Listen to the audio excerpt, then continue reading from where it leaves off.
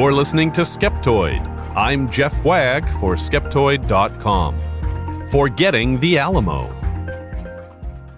Thanks to movies and advertisements, the Alamo has become a permanent part of the American story. But how accurate is that story, and is it a story worth remembering? In this episode, I'll examine some of the many assumptions about the place and event known as the Alamo, and try to add a bit of context to the legend that endures. First, the short, basic version of the story from the official website of the Alamo. On February 23, 1836, the arrival of General Antonio Lopez de Santa Anna's army outside San Antonio nearly caught them by surprise. Undaunted, the Texians and Tejanos prepared to defend the Alamo together. The defenders held out for 13 days against Santa Anna's army. William B. Travis, the commander of the Alamo, sent forth couriers carrying pleas for help to communities in Texas. On the 8th day of the siege, a band of 32 volunteers from Gonzales arrived, bringing the number of defenders to nearly 200. Legend holds that with the possibility of additional help fading, Colonel Travis drew a line on the ground and asked any man willing to stay and fight to step over. All except one did. As the defenders saw it, the Alamo was the key to the defense of Texas, and they were ready to give their lives rather than surrender their position to General Santa Anna. Among the Alamo's garrison were Jim Buouie, renowned knife fighter, and David Crockett, famed frontiersman and former congressman from Tennessee. The final assault came before daybreak on the morning of March 6, 1836, as columns of Mexican soldiers emerged from the pre-dawn darkness and headed for the Alamo's walls. Cannon and small arms fire from inside the Alamo beat back several attacks. Regrouping, the Mexicans scaled the walls and rushed into the compound. Once inside, they turned a captured cannon on the long barrack and church, blasting open the barricaded doors. The desperate struggle continued until the defenders were overwhelmed. By sunrise, the battle had ended, and Santa Anna entered the Alamo compound to survey the scene of his victory. As with all shortened versions of stories, this one leaves out some important facts. Let's examine a few to see if we can get a better picture of what happened that day. The Alamo is a distinctive building with an arched facade. Let's get this one out of the way quickly. The Alamo refers to a fortress about 4 acres in size. The building that is commonly associated with the words the Alamo was an unfinished chapel built on the site of Mission San Antonio del Valero, a Spanish Catholic mission tasked with converting the native population. Some of that native population, the Payaya, provided the manual labor for building the mission. After about 75 years, the mission was secularized and no longer had any religious significance. The well-known chapel building remained unfinished and without a roof. In 1803, a Spanish force converted the area into a temporary walled fortress, with the chapel in one corner. They built a ramp inside the structure to mount cannon on the walls. The unit came from Alamo de Paris, which gave the complex its current name. Alamo in Spanish means cottonwood. The distinctive hump that is the signature architecture of the Alamo was added by U.S. troops stationed there in the 1850s. During the siege and Battle of the Alamo, the facade of the chapel was a ruin with a mostly flat or jagged top. Most people today would not recognize it, which is why nearly all movies and posters show the chapel as it looked after its reconstruction. The U.S. Army added a wooden roof over the structure, and there is mid-19th century graffiti from these troops all over the walls, inside and out. After a brief time as a Confederate stronghold, the chapel became a warehouse for a mercantile institution in what is now called the Long Barrack, also within the Alamo walls.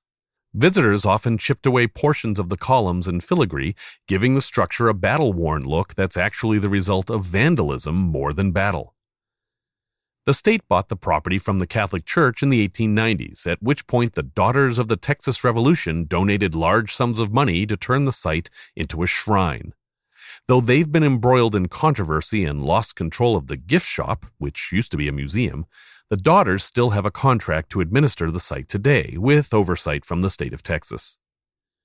If you visit the Alamo expecting a museum or a national park in the desert, you might be surprised to learn that it is actually a monument in the middle of a bustling city. Though there are a few exhibits scattered about, the Alamo is a shrine. Its official name is the Shrine of Texas Liberty, and it's considered a holy place. A private armed force known as the Alamo Rangers will enforce policies such as no hats and no photography. Reverence is expected once you run the gauntlet of gift shop photographers holding up the line at the front door. The men defending the Alamo were defending their home, Texas. While the Tejanos were defending their homes against what they saw as a despotic ruler, most of the men at the Alamo were illegal aliens. Some, like Jim Buouie, had moved to Mexico and become Mexican citizens, but a large percentage of the defenders had only arrived in Texas just a few weeks earlier. As Texas was part of Mexico, they were in all ways illegal aliens. As the United States expanded west, land got more expensive. The Austin family, under agreement with Spain and then Mexico, offered land in sparsely populated Texas for 1/10 of what it was selling for in the United States, and under better terms. Payment could be extended over years. The Mexican Constitution of 1824 granted rights to these newcomers, and they prospered. As Santa Anna came to power and suspended the Constitution of 1824, the Texians and their Tejano neighbors revolted. It was generally believed that Texas was going to be its own country, and down-on-their-luck men from the U.S. swarmed south for what they saw as a new chance at life. All they had to do was defeat the Mexican army. It is not accurate to say that the men at the Alamo were defending Texas. They were defending what they hoped Texas would be, against the wishes of the ruling government. Santa Anna was a ruthless dictator. Santa Anna was a power-hungry opportunist. When Mexico successfully fought for their freedom from Spain, Santa Anna rose through the ranks. He would switch his politics to whatever side he thought could help him. At first, he was very friendly to the people of Texas as they supported Mexico in the revolution against Spain. But over the course of a few years, he turned from friend to foe. All the rights and privileges that had been granted to them by Spain and then Mexico were gradually whittled away, until finally the Constitution was suspended. All Mexican and American immigrants who wished to remain in Mexico were required to be Catholic, and slavery was severely restricted. More on that later. Also, the amount of land an immigrant could hold was drastically reduced. By 1835, militias were being organized to defend the rights granted by the old Constitution. Santa Anna declared recalcitrant immigrants as pirates and sent a letter to Andrew Jackson asking him to exert whatever influence he had over these people and to proclaim that no quarter would be given. In short, Santa Anna was saying that he would mercilessly kill all non-conforming immigrants in Texas. Jackson did not share the contents of the letter widely. So yes, Santa Anna was a ruthless dictator. The Texians were promised something and it was taken away from them. But it's important to remember that the vast majority of Americans and Europeans flooding into Texas were doing so after Santa Anna had suspended the Constitution. They were illegal aliens, and as they came with arms, they could also be considered an invading force. Davy Crockett. If there's one person who can be called legendary, it's David Crockett, who never went by the name Davy so far as historians can tell. There's also no reliable record of him wearing a coonskin cap. Witnesses saying that he did told their stories decades after actual events. Coonskin caps weren't unheard of among frontier types, but the image of Crockett wearing one probably came from the stage shows depicting his antics in hyperbolic style. Crockett was a Tennessee congressman who moved to Texas after losing re-election. He arrived there just 3 months before the battle, hoping to find a new start for his political career and a new home for his family. Yes, Crockett and his Tennessee followers were also illegal aliens. As soon as he arrived, he joined the militia and was sent to the Alamo under the command of Jim Buouie and William Travis, co-commanders of the fort. And then things get murky. At the Alamo Shrine today, a plaque to the left of the chapel door marks the spot where Crockett supposedly fell during the battle. But that narrative has been replaced by the idea that he and a few others somehow survived the event, only to be executed later. The best evidence for this is the supposed journal of José Enrique de la Peña, an officer in Santa Anna's army. In it, he claims to have seen Crockett executed by order of Santa Anna. But the journal wasn't published until 1955, a time when Davy Crockett fever was at its height due to the Disney series.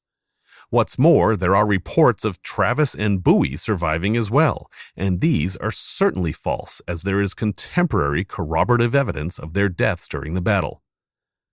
The truth is, we don't know where Crockett died. We only know that he died during or immediately after the battle. As for his swinging a rifle after running out of ammunition or running to blow up the ammunition stores though mortally wounded, these are pure Hollywood fiction. Also in doubt is the idea that he killed him a bar when he was only 3. Jim Buouie. Hollywood depicts Jim Buouie as a heroic frontier knife fighter who died defending the Alamo. He was even the star character of a 50s TV show. It's true that the Buouie family made wide-bladed knives, but there is no single Buouie knife, and the large knife that's come to be known by that name probably wasn't used by Jim Buouie at all. Jim Buouie was a likable criminal. Though most people said he was friendly and charismatic, he was also guilty of fraud in several land speculation deals. His reason for emigrating to Texas was simple: he was running from the law. He converted to Catholicism and married a local politician's daughter. They had 2 children, and in 1833, while Buouie was away, his New Mexican family died from cholera. He was a seasoned fighter and assigned to the garrison at the Alamo. He was supposed to be under the command of William Travis, but his men, mostly volunteers, wouldn't follow young Travis, so they agreed to co-command. Buouie also brought his slave Jim with him to the Alamo. Buouie was also a smuggler, and what he smuggled was slaves. In movies, Buouie is depicted as either fighting wounded on the battlements or fighting bravely from his sickbed. The latter is closer to the truth. During the siege and battle, Buouie was deathly ill with either tuberculosis or pneumonia. It's questionable that he was even conscious during the final battle. Contemporary reports have him hiding under a blanket, but it's quite possible that he was simply too sick to move. Colonel Travis drew a line in the sand. Colonel William B. Travis was a young South Carolina lawyer. Saddled with debt and under threat of arrest, he'd heard that Texas was a land of opportunity for lawyers, and he hoped to head there to escape prosecution and to earn enough to pay his debts. Travis arrived in Texas in 1831 at the age of 21, and having been there 5 years before the battle made him one of the few men at the Alamo who had any experience living in Texas. After setting up shop as a lawyer, he became embroiled in the fomenting revolution and joined the militia as a lieutenant colonel of the cavalry. He was sent to the Alamo, which he considered beneath someone of his rank. After Buouie fell sick, Travis was in charge. As Santa Anna rolled into town, Travis wrote a series of famous letters pleading for help from other Texians and Americans still in the United States as well. A few dozen men did answer the call, but most did not, with the nascent government of Texas worrying itself with creating a new government. Houston and others encouraged Travis to abandon the Alamo as unimportant, but he refused. Legend has it that when Travis knew no help would be coming, he drew a line in the sand and asked every man who would fight with him to cross it. All but one, Moses Rose, did. The legend is in the official materials and video from the Alamo, though it's carefully worded as legend has it. In fact, there's little evidence that the event took place. There's even less evidence that anyone named Moses Rose was at the Alamo. The Alamo was filled with largely volunteers, and as such, not everyone knew each other, and there wasn't the record-keeping one would find in an organized army. The story of Travis drawing a line didn't appear until decades after the event. That didn't stop the placing of a brass line directly in front of the Alamo Chapel to commemorate the likely non-event. Travis was one of the first killed during the battle. His slaves fought by his side right up until the moment he was killed and then went into hiding, their service done. There have been attempts by Hollywood to depict the Alamo's slaves as loyal beyond their enslavement, but in reality, they knew they were slaves and they knew this wasn't their fight. The Alamo Defenders killed many more soldiers than they lost. If there's one thing that's true about the Alamo, it's that you can find lots of different conflicting facts. While most historians put the number of Mexican casualties at around 600 and the Texian casualties at around 200, some lower the Mexican figures to 78 dead and raise the number of dead Texans to 250. Those who wish to immortalize the defenders, of course, want to imagine them fighting fiercely, taking down 10 for every man they lost. But there's a lot to consider here. The siege didn't last a day, but instead took place over 2 weeks. During the day, Mexican artillery blasted the fort, while defenders took cover. At night, they were forced to reinforce their battered perimeter. With dwindling supplies and very little sleep, the men of the Alamo were exhausted. We also don't know how many men were inside the Alamo. There were at least 182, with 187 being officially commemorated. Some put the figure as high as 260. Santa Anna had 1,800 troops, though many times his entire army of 6,000 is reported as being there. When the actual battle started, it was short and took place at dawn while most of the defenders were sleeping. Some say the battle lasted only 30 minutes. Others stretch that to 90 minutes or 2 hours. The Mexicans charged the walls before the sun came up, and it makes sense that they'd lose a lot of men. The defenders were shooting cannons and long guns from behind barriers at men standing in a line out in the open. Santa Anna fully expected to lose 1/3 of his force. So yes, the Alamo defenders did cause more casualties than they received, but this is not surprising in any way. The Alamo was all about slavery. It's become popular to suggest that the Alamo was a battle for slavery.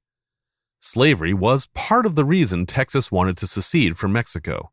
There's barely a mention of slavery at the Alamo today, but many of those who went to Texas in the 1830s were pro-slavery and intended to uphold the institution.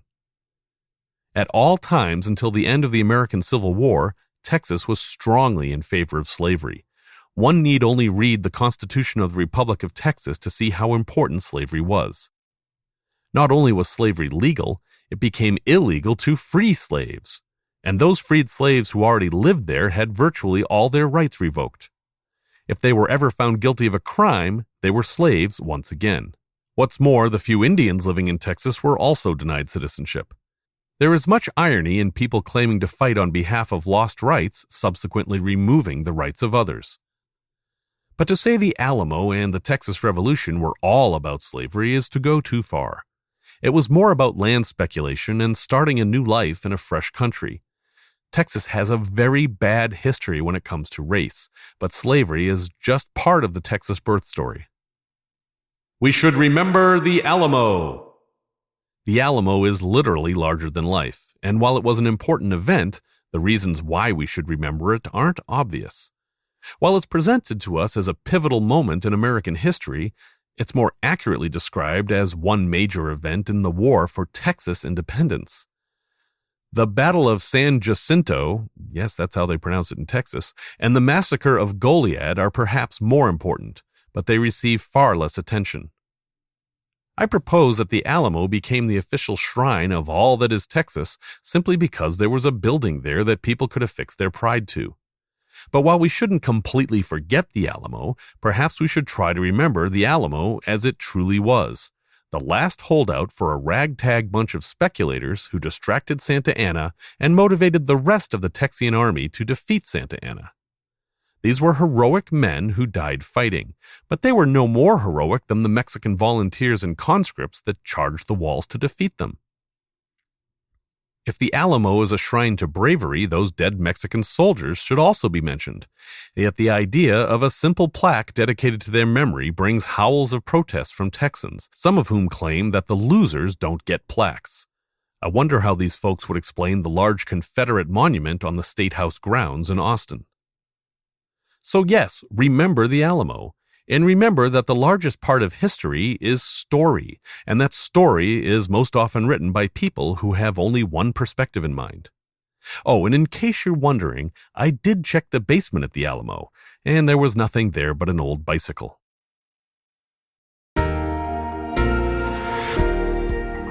I need to give a big thanks to those of you who support Skeptoid through monthly micropayments. Skeptoid continues only with your support. I'm Jeff Wagg for Skeptoid.com. You can reach me at collegeofcuriosity.com.